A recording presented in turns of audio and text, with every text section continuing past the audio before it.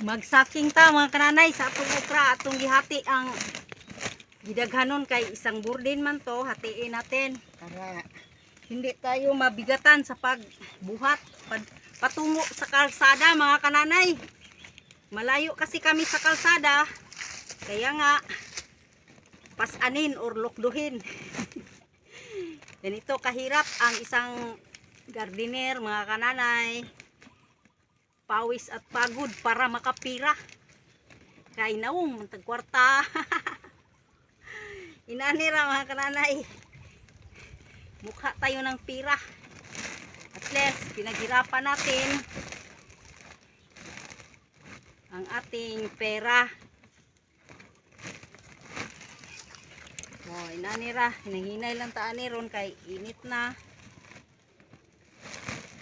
Hapit na yun ni mahuman siya o kuan. Si Mister na ang bahala magkarga nito patungo sa kalsada.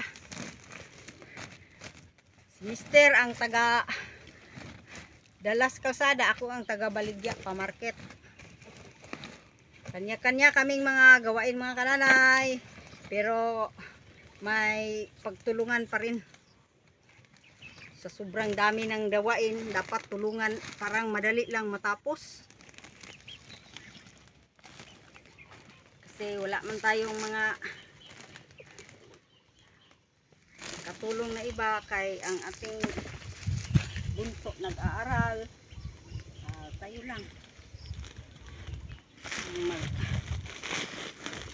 trabaho dito. Inani ang okra mga kananay kapag may mga white flies, hindi masyadong makinis, may mga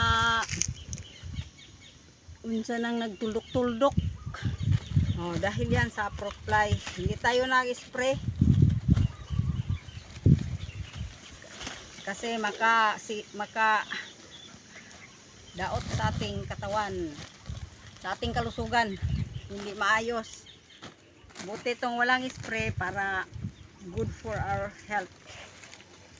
Good for our health. Gulay is life. Organic lang mga kananay ang ating mga gulay.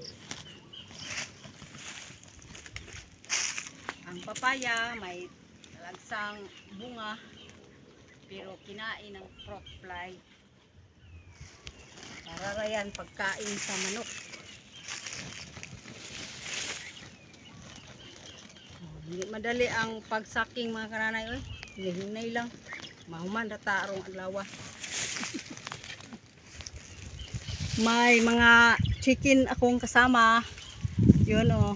Yung ina nila nag-iitlog na. Madali lang. Basta tama ang kanilang pagkain. Pagkain nila ay papayang hinog at saka mais. Ang bilis lang nila lumaki.